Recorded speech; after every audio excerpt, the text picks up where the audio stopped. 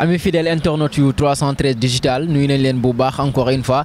ñu daal di ñëwaat ak yéen fii nga xamante ne moo di fii ci Mermoz Sacré-Cœur ñu ñëw ci ngeen gis nag li nga xamante moo di chantier bi nga xamante ne moom moo nekk suñu ginnaaw waaye également monsieur le maire Alioune Tall bi nga xamante ne moom également moo ngi ci fii ci endroit yi li ni mel nag ñu koy def ginnaaw ay benn mbir moo xamante ne wala boog yenn ci ay cadre yoo xamante ne jóge woon na si benn citoyen boo xamante ne il est de la commune muy woowee ci turu Bayna Gueye defoon sorti ci suñu chaîne am ay accusation yoo xamante ne également jël na ko def ko ci ki nga xamante ne moo di monsieur le maire Alioune Tall di maire Mermoz Sacré-Cœur kon ñun également c'est de notre droit ñu joxaat ko li nga xamante ne moo di la parole ngir moom mu mën a teggi li nga xamante ne moo di tuuma yooyee maanaam sa droit de réponse ñu jox ko ba mu daal di mot sëkk kon looloo waral tey ñu daal di wàcc fii si terrain bi àndandoo ci ak moom mu fas yéene indi li nga xamante ne moo di ay leeral par rapport ak li nga xamante ne moo di accusation yooyee nga xamante ne moom la le citoyen Bayna Gueye daal di yëkkati woon teg ko ci li nga xam ci ay ndoddam par rapport ak ay chantier yoo xamante ne yu tollook ay 3 chantiers yoo xamante ne bu si nekk dinañ dem ci bërëb ba mu nekk fas yéene si indi ay leeral àndandoo ak moom mi nga xamante ne moo di monsieur le maire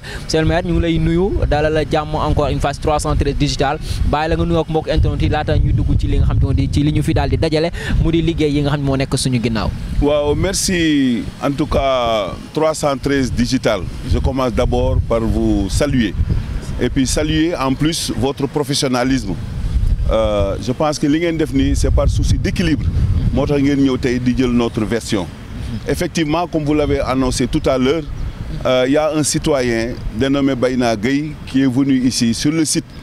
pour di indi ay allégations concernant en tout cas les travaux que la mairie de Mermoz Sacré-Cœur a entamés ici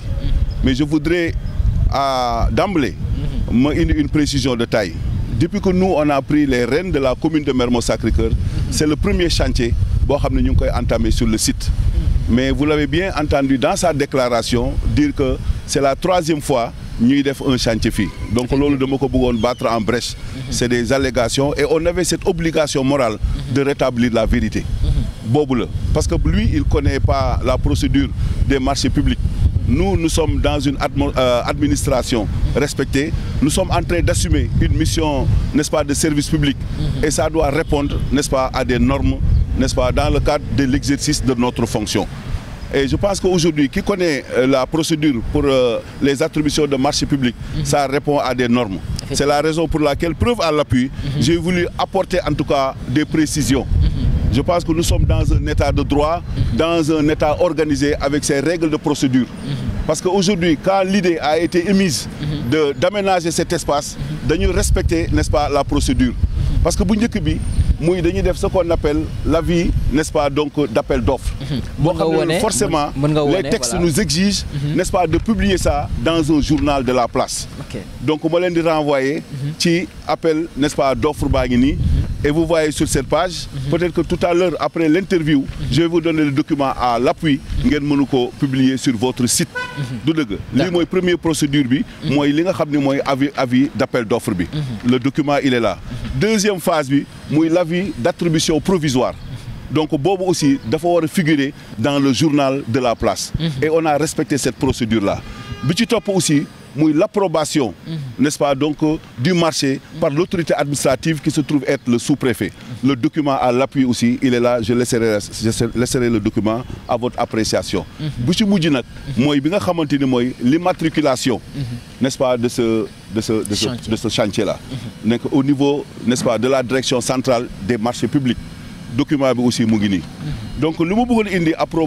comme éclaircissement li si mujj aussi muy le contrat de ce chantier il est là aussi ñu mettre ko à votre disposition mais je voudrais juste apporter une précision vous savez nous sommes tous des acteurs de développement comme il l'a si bien dit nous respectons sa position nous sommes des acteurs lui il a le droit n'est-ce pas d'appartenir à une formation politique mais ce qu'on devrait pouvoir sortir dans nos relations c'est que nit nga jóg mu neex la rek nga ñëw di jeter le discrédit ou comment dirais-je encore le discrédit ou comment dirais-je di wax lu ñaaw n'est-ce pas ci gor bi nga xam ni comme yow la mel aussi quoi je pense que loolu dans nos relations dans les rapports nous devons pouvoir enlever cela et j'étais un peu choqué et surpris de voir le comportement de ce gosse ma bëggoon rétablir la vérité ça aussi je pense que nous avons été interprétés sur le cas. Donc il fallait apporter une réponse aussi du conseil municipal. Donc comme moom ni ma ko sollicité woon aussi quoi. ci chantier bi nga xam te ne moom la ñu nekk nii ñu gis ne chantier de pavage la ñu ngi nii gaa yaa ngi liggéey ci ginnaaw est-ce que mën nañu xam dëgg-dëgg chantier bi kañ la commencé ak marché d'attribution bi naka la demee bu fekkee ne mën nañ ci. Mais j'ai rappelé tout à l'heure que le marché a répondu à toutes les normes requises, n'est-ce pas, sur la procédure, ce que je viens de dévoiler tout à l'heure. Et je disais tout à l'heure,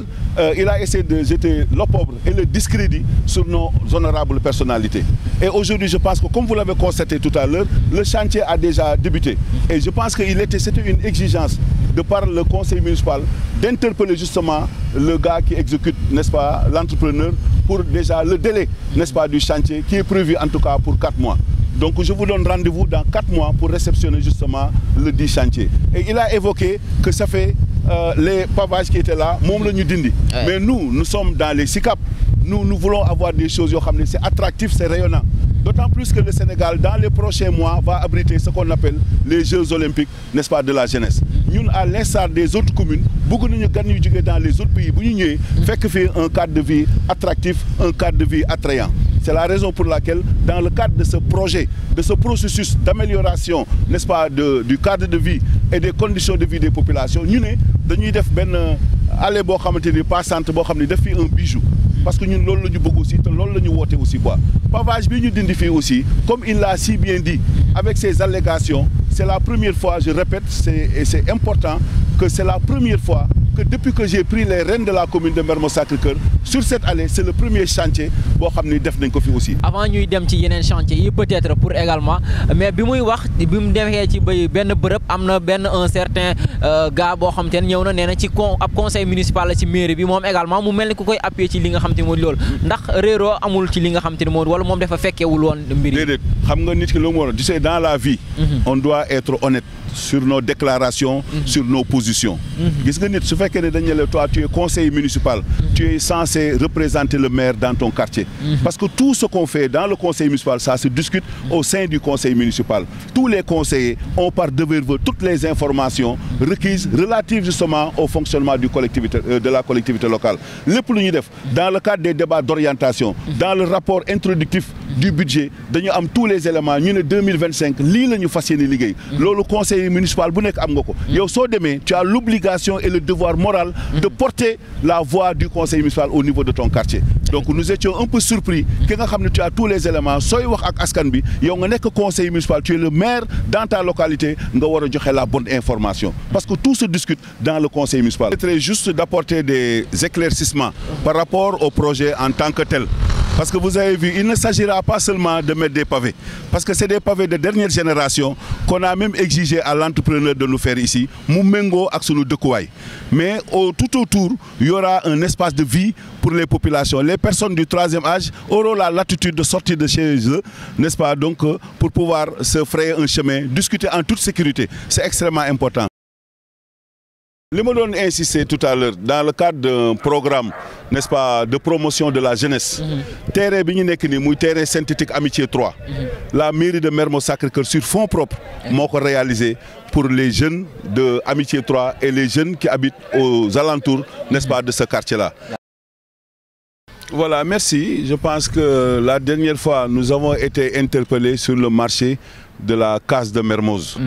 Et fii bu ngeen gisee ni mu bindoo c'est le poumon du quartier. Et ñun ñu amoon une préoccupation muy defar fii ba mu rafet xale yi am fu ñuy foowee mag yi am foo xam ne le soir foofu la ñu war a mën a retrouver wu.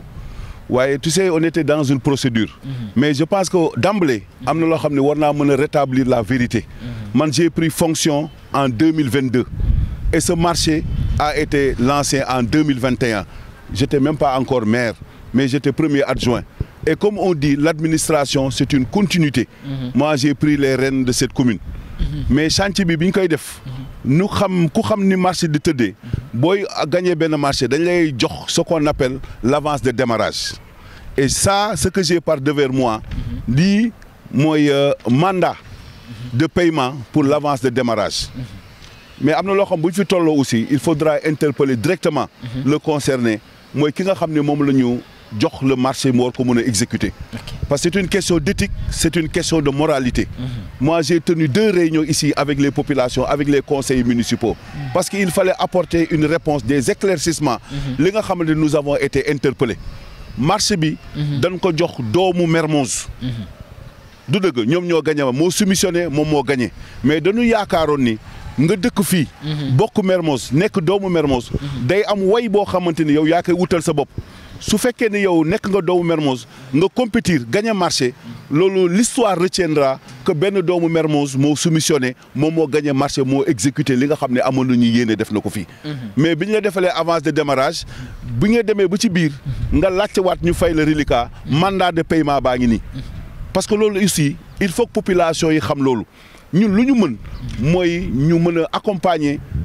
l'entrepreneur nga xam ni moom moo war a mën a gagner te jaar na sur les procédures. et ce que nit yi war a mën a comprendre mooy marché public soo koy gagner da ngay liggéey sur la base de ce qu'on appelle un cahier de charge. cahier de charge boobu mooy wan yoon bi nga war a mën a jaar ba nga war a mën a délivrer le marché. mais nous avons constaté que loolu moo am ay dilatoire ci biir loolu mais c'est l'entrepreneur en question moom moo deful li nga xam ne war na ko ak la commune. ma bëgg wax fii encore une fois Mermoz Sacré-Cœur marché bi fay nañ ko intégralement moom moo am retard à son niveau. nous l'avons interpellé def nañ fii réunion woo ko mu ñëw bi mu mujjee defal nañ ko sax mise en demeure nekkoon na accélérer la procédure parce que tey xale yi dëkk fii seen espace de vie la seen espace de rencontre la donc ñun mënuñu woon accepter musuñu woon xalaat suñu àddina que nit dina toog ba léegi mënoo accélérer instant la procédure. parce que tey xale yi yëpp da nga leen gis ñu dem ci case Mermoz ci terrain basketu Mermoz di fa football te am nañu espace boo xam ne fii lañu war a nekk et ci cahier de charge bi espace bi ngeen gis nii terrain synthétique la war a nekk. fii mu doon benn salle multifonctionnelle boo xamante ni sunu association yi nekk fii la ñu war a defee réunion fii c'est l'espace qui était dédié pour la petite enfance moom loolu la ñu présenté n'est-ce pas mais ñu gis boobu ba léegi y a des retards mais ñun suñu rôle ak suñu responsabilité mooy defal nañ ko mise en demeure et que dans les prochains jours ñun dinañ ko yóbbu ci yoon ba xam ne dina mën a accélérer la procédure xale yi mën a rentrer en possession de leur espace de vie bien entendu aussi bien les enfants aussi bien les personnes du 3e âge parce que boo seetee Mermoz nu mu tëddee case bi rek moom moo am espace bu nit yi war a mën a fowee et ñun lu ñu bëggoon muy delloo case bi liste d'antan loolu mooy la préoccupation de la mairie de Mermoz Sacré-Cœur parce que bi ñu defee dépouillement bi ki ko gagné doomu Mermoz ñu amoon yaakaar ni kooku il va relever les défis de l'heure mais tey wan naa leen mandat de paiement bi mairie bi amulul dara li nga xamante ni mooy entrepreneur bi comme il prétend le dire nee na mairie bi daf ko deseel xaalis bu mu ko fay moo tax mënu yeggali fay nañ ko xaalis bi donc li des mooy que moom rapidement na ñëw yeggali travaux yi jël terrain bi projet bi mettre ko à la disposition de la population yi xale yi am fu ñu mën a épanouir. Donc le même jeune dont j'ai fait état tout à l'heure était passé ici parce que comme dit l'adage qui veut faire des œufs doit forcément casser qui veut faire des omelettes doit forcément casser des œufs. et balaa ñuy aménager espace bi fii benn espace bu nit yi squatté woon la mu am ay gargote mu am loo xamante ni méngoowul ak dëkkuwaay bi et ci biir loolu la ñu réfléchir woon mu amoon ay garab yu fi nekkoon sax mais ñu wàññi woon garab yi ay niim la woon gis nañu niim maintenant c'est plus des arbres prisés maintenant bunatul bokk sax suñu décor mais niim yooyu dañu ko daggoon parce que man comme je l'ai toujours dit dans le cadre d'une démarche inclusive avant may def benn chantier ou un projet dans un quartier damay woo tous les riverains tout le quartier ñu toog waxtaan dans le cadre d'une gestion inclusive comme je l'ai dit ñu mën a recueillir leurs préoccupations mairie bi wax leen ni yéene bi la ñu am ñoom ñu wax ñu dégg ñu gis seen ay préoccupations ak seen doléances ñu intégrer ko justement dans ce projet là mais bi ñu doon def chantier bi dañu daggoon ay garab ce qui nous a valu même une condamnation parce que yéene bu ñu amoon mooy tey bi ngeen gisee fii tout le monde est fier n'est-ce pas d'arpenter cette rue parce que tey dañ ko pavé def ko espace boo xam ne tey boo fi ñëwee da ngay def ni yaa ngi Dubaï da ngay def ni yaa ngi France wala nga yaakaar ni yaa ngi Bangkok. mais di wax ni politique bokk na ci li nga xamante ni notre vécu quotidien mais defin bi aussi am na solo nit munoo yeewu sa morom ngay jeter le discrédit ou l'opprobre n'est-ce pas sur d'honnêtes citoyens et yow waroon nga wane à côté li nga xam ne ŋaññi ngañ ko li ngi def ci lu baax nga war ko mën a wane aussi mais c'est l'occasion une fois de plus de féliciter en tout cas votre professionnalisme 313 yéen vous êtes conscient n'est-ce pas des missions de votre mission et vous êtes des professionnels en la matière te tey bu amee lu mel nii ngeen dellu soir su ngeen deful woon nii les gens vont nous jeter en pâture wane ni que la mairie de Mermoz Sacré-Cœur en 2 ans réalisé wuñ dara mais vous-même vous vous êtes rendu compte ce que nous avons fait en termes de réalisation je défie quiconque pendant les 2 ans que nous avons été aux affaires amul benn commune au Sénégal sur fonds propres nga def autant de réalisations. lii mooy li nga xamante ni dénk nañu ko et une fois de plus maa ngi leen di remercier di wax ni nous sommes n'est-ce pas des acteurs de développement loolu li ñu sas nous sommes bien conscients une fois de plus de cette mission te avec une équipe dynamique une équipe opérationnelle ñu dem chaque fois même pour le budget participatif moom la ñuy instaurer bu ñuy voter budget bi dañuy dem dans les quartiers waxtaan ak ñoom ñu ne leen pour exercice 2025 lan ngeen yaakaare ñu tëgg budget bi mooy le budget participatif en amont dañuy associer les populations dans la réflexion dans le cadre des orientations budgétaires ñu inscrire des crédits nag et puis ñu war a mën a exécuter justement ces chantiers mais là quelque part aussi nous sommes confrontés à de petites difficultés parce que xam nañu avec le système de l'unicité de caisse ce n'est pas toujours évident parce que le budget c'est une prévision il nous arrive des fois que li ñuy estimer du ñu recouvrir loolu yëpp mais il y a la volonté qui est là on a mis en place une équipe choc une équipe dynamique et opérationnelle nga xam ne nos niches nous les avons identifiées et que ñu mobiliser tout ça pour que ñu mën a rentrer dans nos fonds qui nous permettraient de pouvoir vraiment financer tous nos projets structurants nous avons posé des actes dans ce sens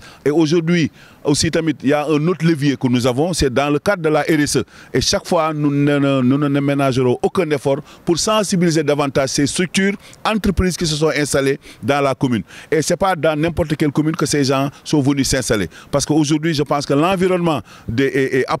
approprié n'est-ce pas qui permettrait justement à ces entreprises d'avoir une meilleure visibilité et je pense que c'est par rapport au cadre de vie c'est par rapport à l'accessibilité parce qu'aujourd'hui nous sommes entourés par de grandes avenues nga xam ni fii c'est propice en tout cas pour faire son business et l'autre levier que nous avons aussi c'est aujourd'hui avec notre partenariat avec la ville de Dakar dans le cadre de l'intercommunalité et je pense que c'est un partenariat fécond qui lie la commune de Mermoz Sacré-Cœur et la ville de Dakar et je pense que dans l'accompagnement ñu ngi def des projets structurants tels que la cité Keur Gorgui nous l'avons fait avec la ville de Dakar aujourd'hui les gens avaient des difficultés pour se frayer un chemin au niveau de la cité Keur Gorgui mais dans les prochains jours ce sera un vieux souvenir en tout cas pour les usagers en tout cas une fois de plus pour terminer maa ngi remercier bu baax 313 de par votre professionnalisme nous avons vu ce que vous êtes en train de faire c'est d'informer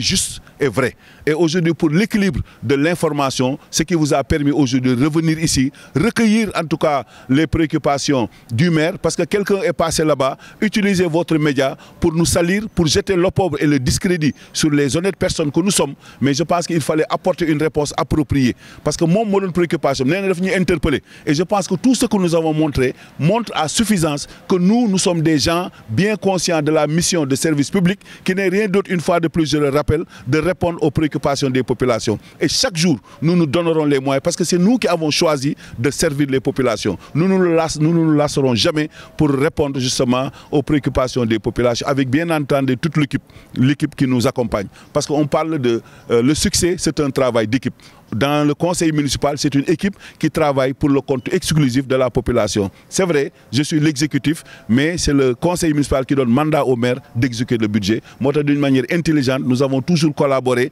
sincèrement avec les membres du conseil municipal à chaque fois de besoin qu'on présente une délibération dans le conseil municipal c'est voté à l'unanimité parce que simplement c'est par rapport à la démarche lépp lu ñu def dañ koy waxtaanee parce que ci askan la jëm maa ngi leen di sant di leen gërëm pour votre aimable attention. Merci monsieur le maire merci également aux internautes kon mu nekkoon droit de réponse bi nga xam te ne joxoon nañ ko le maire Alioune Tall ginnaaw la sortie de Bayna Gueye mu amoon ci yu mu ko interpellé woon par rapport ak li nga xam te moo di ay travaux voilà allez-y. waaw li ma si bëggoon yokk rek lu yomb la. vous savez le Sénégal dafa am une trajectoire bu mu war a mën a jël. je le dis et je le répète, c'est là-bas que je voulais en finir ou conclure. Gis nga réew mi ñun ñoo ko bokk.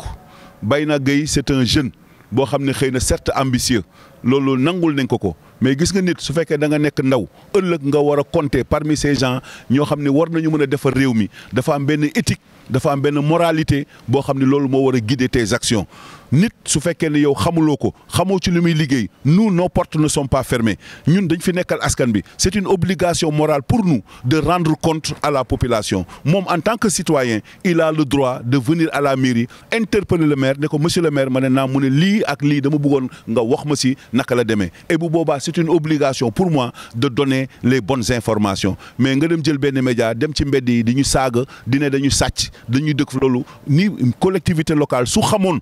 moom je sais que moom xamul ni collectivité locale di doxee su ko xamoon am na ay accusations yoo xam ni daf koy def loolu du ko mun def te ñun fii la ñu dëkk nous sommes tous des jeunes nous habitons le même espace de sorte que chacun doit pouvoir s'épanouir chacun a le droit de prétendre ce qu'il veut mais na nga ko def dans l'éthique na nga ko def dans l'orthodoxie na nga ko def dans le plus grand respect na nga ko def dans la plus grande considération parce que ñun nous sommes des enfants de la République nous avons été formatés sous la République et nous devons avoir une posture républicaine de sorte qu'il y a des choses, nous ne pouvons pas le faire. Nous ne pouvons pas accuser les gens gratuitement sans détenir justement les informations. Nous, on pouvait bien laisser en justice, mais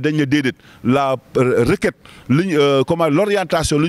c'est de lui apporter, n'est-ce pas, dans la plus grande courtoisie, dans le plus grand respect, dans la plus grande considération, à une réponse à toutes ces préoccupations. Parce que nit su fekkee ne am na foo juddoo am na foo màggee ñu yar la ngay dem ci société bi am na comportement boo waroon am ñun jamais nous allons nous dérober de cela parce que loolu la ñu yaree ci diine ci yar ci teggin képp koo gis da nga ko war respecter même toutes les religions révélées l'ont enseigné c'est le respect pour ton prochain. Je vous remercie. Merci monsieur le maire Alioune Tall, maire de la commune de Mermoz Sacré-Cœur. Merci également à tous les internautes de 313 Digital jox leen dig daje ba très prochainement incha allah jaa ngeen jëf merci beaucoup.